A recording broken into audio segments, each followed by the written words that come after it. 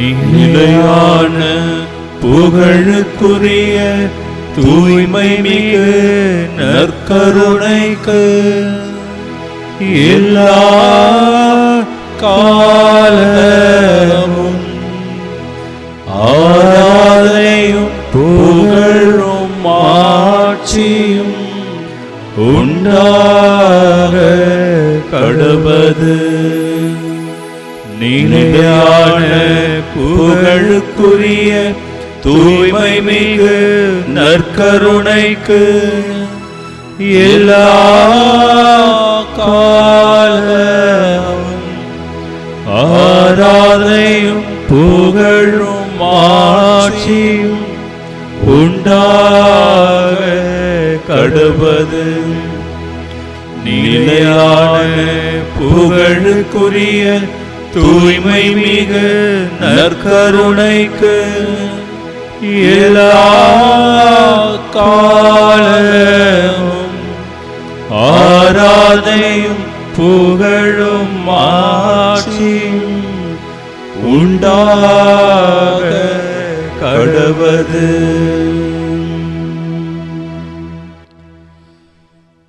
இயேசுவின் தூய இருதயத்திற்குரிய அன்பர்களே,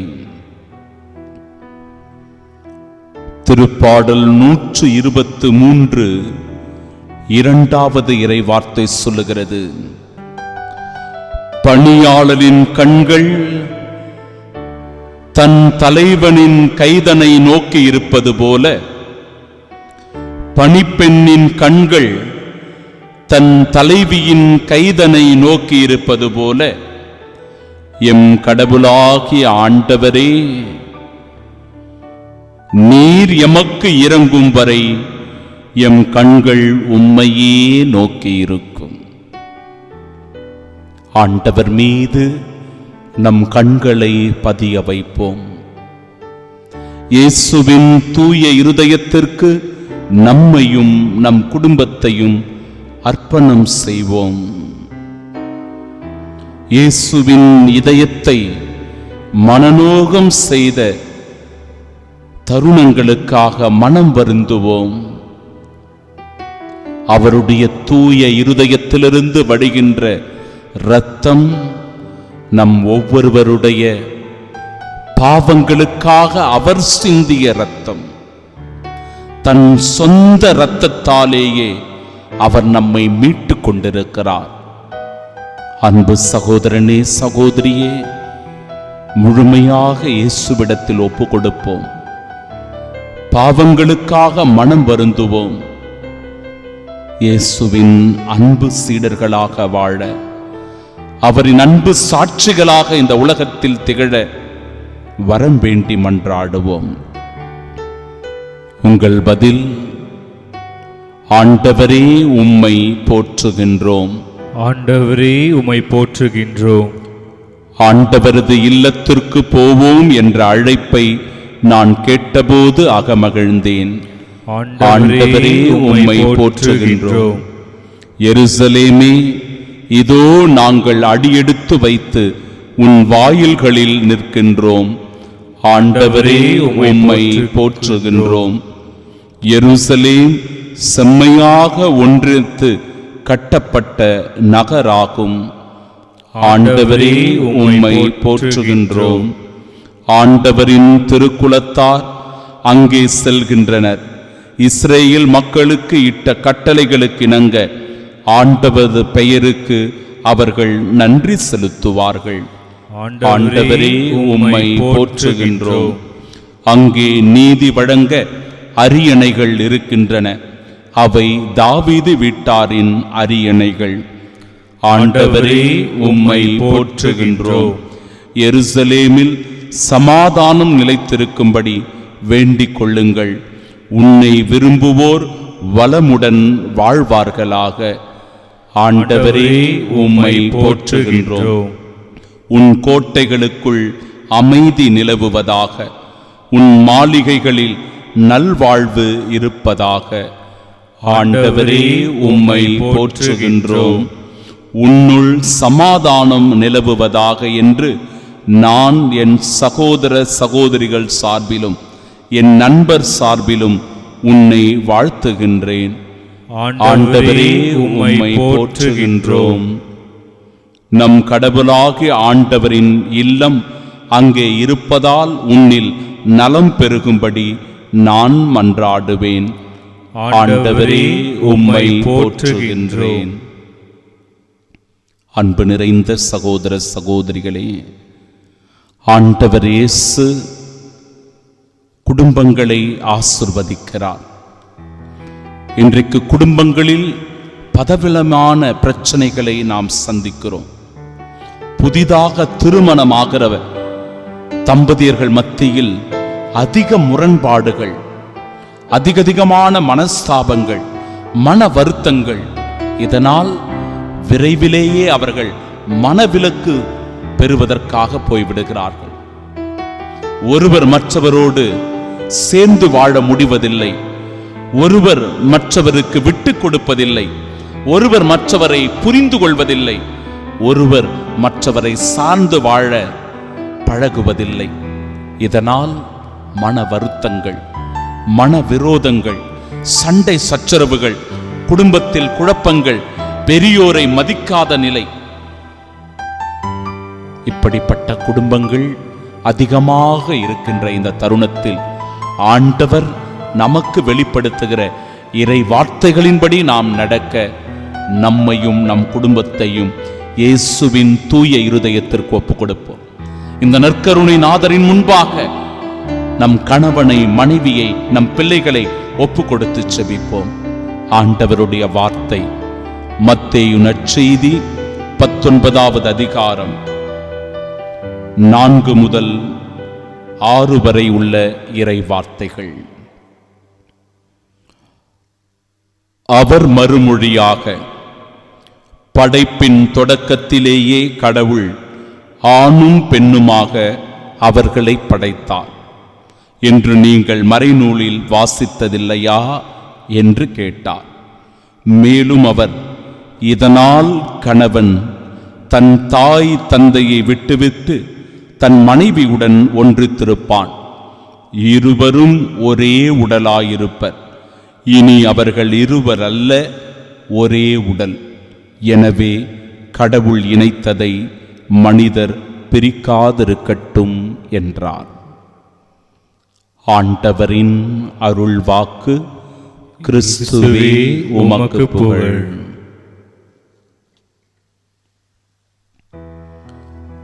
அன்பு நிறைந்த சகோதர சகோதரிகளே, இந்த ஆராதனை நிகழ்த்துவதற்கு ஒரு காரணம் உண்டு. சமீபத்தில் திருமணமானவர்கள் 1 வருடம் கூட ஆகவில்லை. ஊர் பார்த்து, உறவுகள் பார்த்து, சொந்த பந்தங்கள் வந்து, அதிகமான குருக்கள் சேர்ந்து வந்து கடவுளுடைய ஆசீரை வழங்கினார்கள். ஆனால் இந்த திருமணமான பிள்ளைகள் 3 மாதத்திலேயே பிரிந்து விட்டார்கள். அவர்களுக்குள் இருந்த மனஸ்தாபங்கள், நீயா நானா என்கிற போட்டி, விட்டு கொடுக்க முடியாத சூழ்நிலை. இதனால் அவர்களுக்குள் ஏற்பட்ட குழப்பங்கள், சந்தேகங்கள், போராட்டங்கள் மனவிலக்கு வரை சென்று அவர்கள் பிரிந்து விடுகிற நிலைக்கு சென்று விட்டார்கள். இதனால் அவர்களை திருமணம் செய்து வைத்த பெற்றோர்களுக்கு தலைகுனிவு, குருவானவர்களுக்கு வருத்தம். இந்த தம்பதியர்களுடைய சண்டை காவல் நிலையம் வரை சென்று, பஞ்சாயத்திற்கு சென்று, இரு குடும்பத்தாரும் அந்த காவல் நிலையத்திற்குள் சென்று அந்த இடத்தில் ஒருவர் மாற்றி இன்னொருவரை குறை சொல்லிக் கொண்டு, ஒருவர் மீது இன்னொருவர் பழி சுமத்தி கொண்டு அவமானத்தில் தலைகுனிய வேண்டிய நிலை வந்துவிட்டது. இவர்கள் இந்த செய்தியை என்னிடத்தில் பகிர்ந்து கொண்டு மிக மிக மன வருத்தப்பட்டார்கள், வேதனைப்பட்டார்கள். இந்த பிள்ளைகள் நன்றாக வாழ வேண்டும் என்று சொல்லி திருமணம் செய்து வைத்தோம் ஃபாதர். ஆனால் இப்படி பண்ணிட்டாங்களே, எங்க குடும்பத்தினுடைய மானம், அவமானம். இன்றைக்கு நாங்கள் எல்லோரும் தனை குனிந்து நிற்கிறோம். செய்வது அறியாமல் திகைத்து போயிருக்கிறோம். எங்கள் பிள்ளைகளுக்காக நீங்கள் செபியுங்கள் ஃபாதர். வெள்ளிக்கிழமை ஆராதனைகளை ஒப்புக்கொடுங்கள் ஃபாதர்.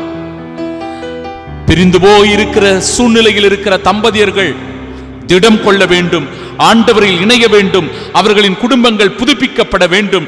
ஆண்டவருடைய பிரமாணிக்கத்தின்படி அந்த பிள்ளைகள் எல்லோரும் வாழ வேண்டும். செபியுங்க ஃபாதர் சொல்லி அந்த குடும்பம் மனதுருகி கண்ணீரோடு வேண்டிக் கொண்டதின் பேரிலேயே சகோதரனே, சகோதரியே, இந்த ஆராதனையை நான் ஒப்பு கொடுக்கிறேன். இப்படி எந்த குடும்பங்கள் எல்லாம் குழப்பத்தில் இருக்கிறதோ, பிரச்சனைகளில் இருக்கிறதோ, ஒவ்வொரு நாளும் போராட்டங்களை சந்தித்துக் கொண்டிருக்கிறதோ, மனஸ்தாபங்களோடு வாழ்ந்து கொண்டிருக்கிறதோ, பிரிந்து விடுகிற சூழ்நிலையில் இருக்கிறதோ, எல்லா குடும்பங்களையும் இயேசுவினுடைய திருப்பாதம் ஒப்பு கொடுப்போம். இயேசுவின் தூய இருதயத்திற்கு ஒப்பு கொடுப்போம். இந்த நற்கருணை நாதரின் முன்பாக அவர்களை கொண்டு வந்து நிறுத்துவோம். சகோதர சகோதரிகளே, ஒரு குடும்பம் மகிழ்ச்சியான குடும்பமாக இருப்பதற்கு 7 மிக முக்கியமான விஷயங்களை உங்கள் வாழ்க்கையில் பின்பற்றுங்கள். 7 முக்கியமான விஷயங்கள். 1, உங்கள் அன்பை வெளிப்படுத்துங்கள். நீங்கள் ஒருவர் மீது இன்னொருவர் அன்பு கொண்டிருப்பதை வெளிப்படையாக வெளிப்படுத்துவதற்கு முயற்சி செய்யுங்கள். இன்றைக்கு நிறைய தம்பதியர்கள் மனம் விட்டு பேசுவதில்லை, இறுக்கமாக இருக்கிறார்கள். உள்ளத்தின் உணர்வுகளை வெளிப்படுத்த தெரியாமல் அவர்களுக்குள் பிரச்சனைகள் வருகிறது. எனவே உங்கள் அன்பை வெளிப்படுத்துங்கள். 2வது, கூடுமானவரை இந்த வார்த்தைகளை பயன்படுத்துங்க உங்க குடும்ப வாழ்க்கையில். 1, சாரி என்கிற வார்த்தை, மன்னித்து விடுங்கள் என்கிற வார்த்தை. 2வது, தேங்க்யூ என்கிற வார்த்தை, நன்றி என்று சொல்லுகிற மனநிலை வேண்டும். பிறகு வெரி குட் என்று சொல்லுகிற வார்த்தை. ஒருவர் மற்றவரை ஊக்கப்படுத்தணும், உற்சாகப்படுத்தணும். அப்பொழுதுதான் உங்க குடும்ப வாழ்க்கை ஒரு ஆசீர்வாதமான வாழ்க்கையாக மாறும். 3வது, இணைந்து பேசுங்கள். உங்கள் குடும்பத்தை பற்றி திட்டமிடுங்கள். 2 பேரும் சேர்ந்து பேசணும். அதற்காக நேரத்தை ஒதுக்கணும். குடும்பத்தை பற்றி திட்டமிடணும். அடுத்து என்ன செய்ய போறோம்?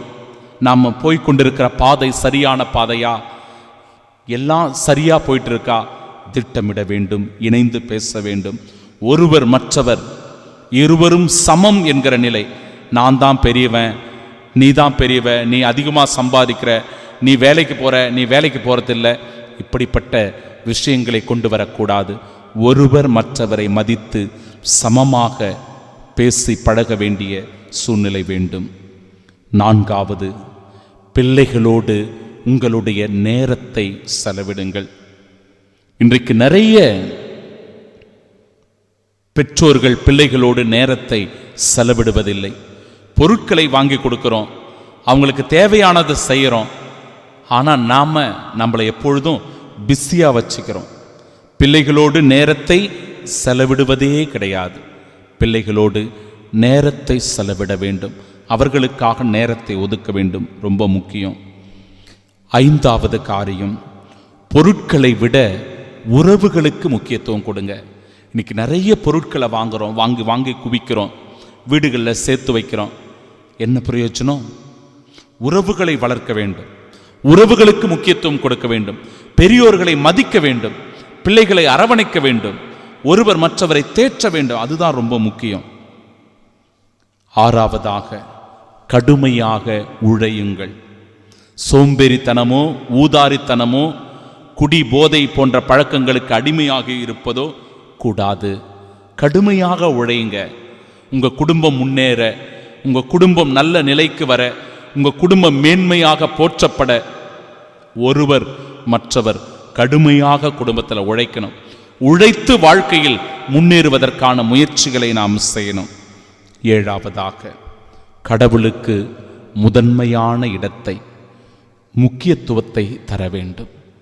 நாம் எங்கே ஓடினாலும், எதை செஞ்சாலும், எப்படி இருந்தாலும் கூட கடைசியில் கடவுள்கிட்ட வந்து சேர்ந்துடணும், ஏசப்பா கிட்ட வந்து சேர்ந்துடணும், மாதாம்மா கிட்ட வந்து நம்மளை ஒப்பு கொடுத்துடணும். இயேசு நிச்சயமாக நம் குடும்பத்தில் எவ்வளவு பிரச்சனை இருந்தாலும், கஷ்டங்கள் இருந்தாலும், குழப்பங்கள் இருந்தாலும், இயேசு ஆண்டவர் ஒருவர் மட்டுமே அந்த பிரச்சனைகளை தீர்க்க வல்லவர். நம் துன்பத்தில் நமக்கு ஆறுதல் தேறுதலாக இருந்து நமக்காக பரிந்து பேசுகிற ஒரு அன்னை நமக்கு உண்டு, நம் தேவத்தாய் அன்னை மரியாள். அந்த தாயிடத்தில் நம்மை சரணாகதியாக ஒப்பு கொடுக்க வேண்டும். நமக்காக ஆண்டவர் இயேசு கிறிஸ்துவிடம் எப்பொழுதும் பரிந்து பேசுகிற தாயாக அன்னை மரியாள் இருக்கிறார். எனவே இதையெல்லாம் நம்முடைய வாழ்க்கையில் கடைபிடித்தால் நம் குடும்பம் ஆசீர்வதிக்கப்பட்ட குடும்பமாக இருக்கும். அன்பிற்குரியவர்களே, நம்முடன் வாழ்கிற பிற சகோதர சகோதரிகள் இந்த நாட்களில் நிறைய விண்ணப்பங்களை சொல்லி ஜெபிக்கும்படி கேட்டுக்கொண்டிருக்கிறார்கள். இதோ, அன்பே கடவுள் என்றால் அன்பிற்கு ஈடேது சொல் என்கிற பாடலை நான் பாடி ஜெபிக்க என் மனக்கண் முன்பாக உங்கள் எல்லோருடைய விண்ணப்பங்களையும் கொண்டு வந்து ஜெபிக்கிறேன். நற்கருணை நாதரிடத்தில் ஒப்பு கொடுக்கிறேன். குடும்பத்தில் அமைதி சமாதானம் உண்டாக, நோய் நொடிகள் நீங்க, கடன் பிரச்சனைகள் தீர, பிள்ளைகள் நன்றாக படித்து தேர்விலும் வாழ்விலும் முன்னேற, நல்ல வேலை வாய்ப்புகள் பெருக, திருமண தடைகள் நீங்க, குழந்தை பாக்கியம் பெருக, உங்களுடைய வீடுகளில் இருக்கிற தடைகள் எல்லாம் உடைய, இதோ ஆண்டவிடத்திலே ஒப்பு கொடுத்து ஜெபிக்கிற நேரம் இது. பக்தியோடு நாம் ஜெபிப்போமாக.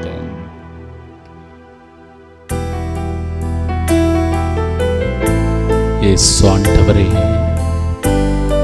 என் குடும்பத்தை ஆசீர்வதியும், என் குடும்பத்தை நன்மைகளால் நிரப்பும். என் கணவனை, என் மனைவியை, என் பிள்ளைகளை தொட்டு ஆசீர்வதியும் ஆண்டவரே. எங்கள் குடும்பத்தை அன்பின் குடும்பமாக, அன்பினால் நிரப்பிடும் குடும்பமாக மாற்றி அருளும் ஆண்டவரே.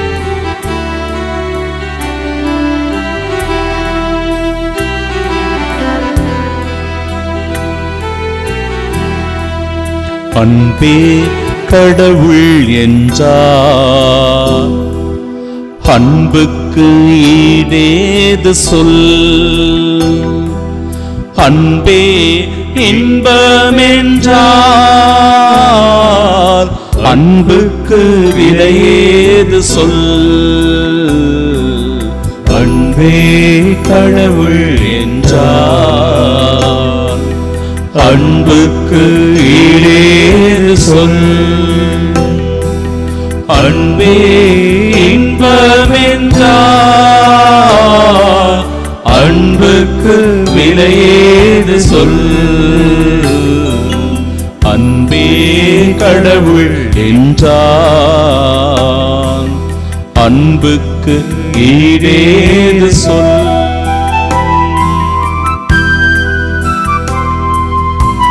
ஒரு சகோதரி என்னை தொடர்பு கொண்டு, ஃபாதர், நாங்க வாடகை வீடு கிடைக்காம ரொம்ப கஷ்டப்படுறோம். என் மகள் மிகுந்த நெருக்கடிக்கு உள்ளாக இருக்கிறார். இங்கும் அங்குமாக அலைந்து திரிய வேண்டிய சூழ்நிலை வந்திருக்கிறது. எங்கள் குடும்பத்திற்காக ஜெபியுங்க. ஒரு நல்ல வீடு கிடைக்கணும். நானும் என் பிள்ளைகளும் மகிழ்ச்சியோடு அந்த வீட்டிலே வாழணும். எங்களுக்காக ஜெபிங்கன்னு சொன்னாங்க. அந்த சகோதரியை நற்கருணை ஆண்டவர் முன்பாக கொண்டு வந்து ஜெபிக்கிறேன்.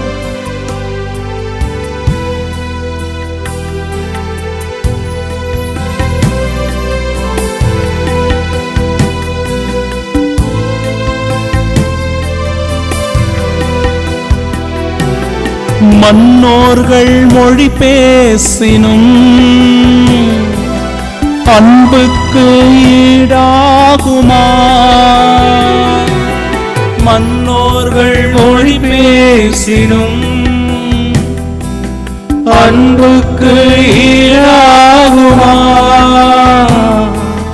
விண்ணோர்கள் மொழி பேசினும் அன்புக்கு ஈடாகுமா? அன்பே கடவுள் என்றார், அன்புக்கு ஈடேது சொல். ஒரு சகோதரன், ஃபாதர், நாளுக்கு நாள் எங்கள் குடும்பத்தில் கடன் பிரச்சனை அதிகரித்துக் கொண்டே போகிறது. எவ்வளவு உழைத்து சம்பாதித்தாலும் வீட்டிற்கு அது போதுமானதாக இல்லை. பிள்ளைகளுடைய படிப்பின் செலவிற்கு, குடும்ப தேவைகளுக்கு எல்லாம் சரியாக போய்விட மேலும் மேலும் கடன்பட்டு ஃபாதர், இந்த கடன் பிரச்சனையினால எங்க குடும்பம் ரொம்ப தவிப்புக்குள்ளாகி இருக்கிறது, எங்களுக்காக வேண்டிக் கொள்ளுங்க ஃபாதர் என்று சொன்னார். அந்த குடும்பத்தை ஆண்டவரிடத்திலே கொண்டு வருவோம்.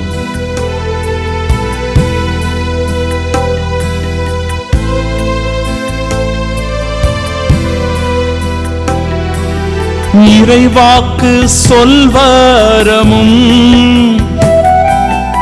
அன்புக்கு ஈடாகுமா? இறைவாக்கு சொல்வரமும் அன்புக்கு ஈடாகுமா?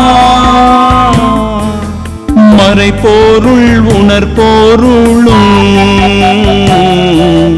அன்புக்கு ஈடாகுமா?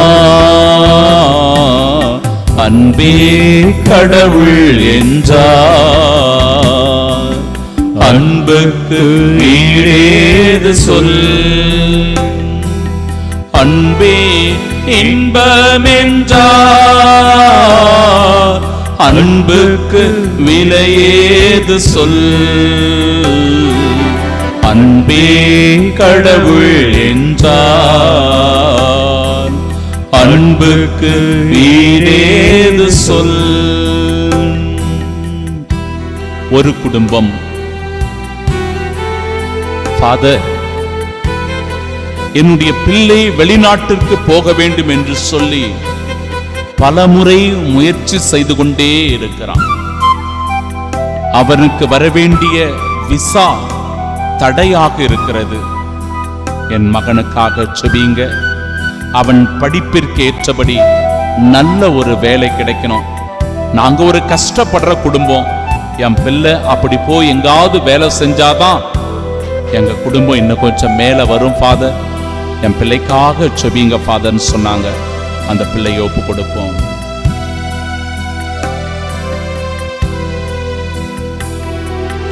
அளவில்லா அறிவு திறன் அன்புக்கு ஈடாகுமா? அளவில்லா அன்பு திறன் அன்புக்கு ஈடாகுமா? மலை பெய்ய விசுவாசம் அன்புக்கு ஈடாகுமா? அன்பே கடவுள் என்றார், அன்புக்கு ஈடேது சொல். அன்பிற்குரியவர்களே, சமீபத்தில் விபத்தில் சிக்குண்ட ஒரு சகோதரன், அந்த சகோதரன் மருத்துவமனையில் அனுமதிக்கப்பட்டு இன்னும் கூட கண் திறக்காமல் அப்படியே மனநிலை பாதிக்கப்பட்டவராக படுத்து கிடக்கிறார். அவருடைய தாயார் கண்ணீரோடு வேண்டி, ஃபாதர், என்னுடைய மகன் கண் திறக்க வேண்டும், என் மகன் குணமாக வேண்டும், சுகம் பெற வேண்டுமோ, என் மகனுக்காக செபிங்க ஃபாதர்னு கேட்டுக்கொண்டாங்க. அந்த சகோதரி வேண்டுதல்கள் நிறைவேற அந்த மகன் கண் திறந்து ஆண்டவருடைய சுகத்தை பெற்றுக்கொள்ள செபிப்போம். உள்பொருள் வழங்கும் தன்மை அன்புக்கு ஈடாகுமா? உள்பொருள் வழங்கும் தன்மை அன்புக்கு ஈடாகுமா? என்னுடல் எரிப்பதுமே அன்புக்கு ஈடாகுமா?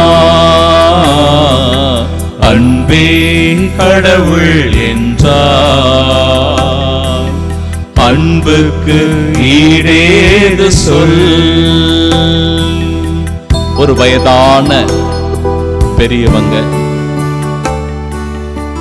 தனிமையில் இருக்கிறாங்க. பிள்ளைகளுடைய ஆதரவு இல்லை, கணவன் இல்லை, தனிப்பட்ட ஒரு குடும்பத்துல தனிமையில இந்த முதுமையிலும் கூட அவதிப்பட்டு கொண்டிருக்கிறாங்க. அந்த சகோதரியினுடைய ஆறுதலுக்காக நாம ஜெபிப்போம்.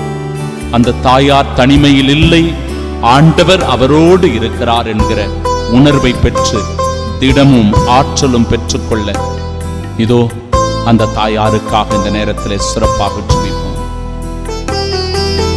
நம்பிக்கை விசுவாசமும் நிலையாய் நின்று விடும்.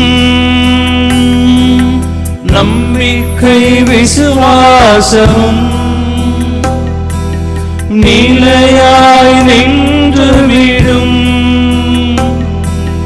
நிலையாய் நிற்கும் அவை அன்புக்கு ஈடாகுமா? அன்பே கடவுள் என்றார், அன்புக்கு ஈடேது சொல். அன்பே இன்பமென்றார், அன்புக்கு விலையேது சொல். அன்பே கடவுள் என்றார், அன்புக்கு ஈடேது சொல். இயேசுவின் திரு இருதயத்திற்கு நம் குடும்பங்களை அர்ப்பணிக்கும் ஜெபம். இயேசுவின் திரு இருதயமே, எங்கள் குடும்பங்களை உமக்கு அர்ப்பணிக்கின்றோம், நன்றி கூறுகின்றோம். எங்களை ஆசிர்வதியும், எப்பொழுதும் இறை பிரசன்னத்தை உணர்ந்து வாழ வரம் தாரும். பலவீனர்களுக்கு பலத்தையும், செல்வம் உடையவர்கள் பிறருக்கு உதவி செய்யும் நல்ல மனதையும் தந்தருளும். விதவைகளும் அனாதை பிள்ளைகளுக்கும் நாங்கள் உதவியாயிருக்க செய்தருளும். சிறையில், தனிமையில், நோயில், துன்பத்தில் இருக்கின்றவர்களை ஆசிர்வதியும். உலகில் உள்ள ஒவ்வொரு குழந்தைகளுக்கும் விசுவாசத்தையும், தெய்வ பயத்தையும், நல்ல ஒழுக்கத்தையும், பணிவையும், அறிவையும் தந்தருளும். மரண தருவாயில் இருக்கிறவர்களை நாள்தோறும் சந்தித்தருளும். ஆன்மாக்களை விண்ணகத்தில் சேர்த்தருளும். எங்கள் அனைவருக்கும் அடைக்கலமாகவும் தஞ்சமாகவும் சாகும் தருவாயில் உதவியாகவும் இருந்தருளும். ஆமேன். இயேசுவின் மதுரமான திரு இருதயமே, என் சிநேகமாயிரும். இயேசுவின் தூய இருதயமே, எங்கள் மேல் இரக்கமாயிரும். இயேசுவின் திவ்ய திரு இருதயமே, எங்கள் மேல் இரக்கமாயிரும். தாழ்ந்து பணிந்து வணங்கி மாண்புயர் கீதம் பாடி இயேசுவின் மகிமையில் பங்கு பெற ஜெபிப்போம்.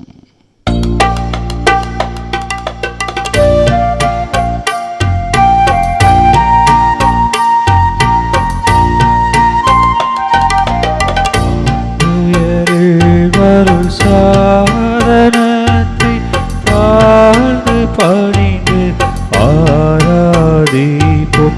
பழைய நியம முறைகள் அனைத்தும் இனி மறைந்து முடிவு பெறுக. புதிய நியம முறைகள் வருக. குலன்களாலே மனித நீதனை அறிய இயலா குறையை நீக்க விசுவாசத்தின் உதவி பெறுக. பிதாவர்க்கும் சுதனவர்க்கும் புகழ்ச்சியோடு வெற்றியார்க்கும் மீட்பின் பெருமை மகிமையோடு வலிமை யாவும் ஆக இருவரிடமாய் வருகின்றவராம் தூய ஆவி ஆனவர்க்கும் அளவில்லாத சம புகழ்ச்சி என்றுமே உண்டாகுக. ஆமென்.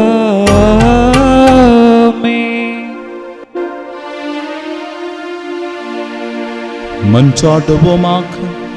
இறைவாக இந்த வியப்புக்குரிய திருவருட் சாதனத்தில் உம்முடைய திருப்பாடுகளின் நினைவை எங்களுக்கு விட்டுச் சென்று உமது திருவுடல் திரு ரத்தம் இவற்றின் மறைபொருளை வணங்கும் நாங்கள் உம்முடைய மீட்பின் பலனை இடைவிடாமல் அனுபவிக்க அருள் புரியும். தந்தையாக இறைவனோடு தூயாவியாரின் ஒன்றிப்பில் என்றென்றும் வாழ்ந்து ஆட்சி செய்கின்ற உம்மை மன்றாடுகின்றோம். ஆமென்.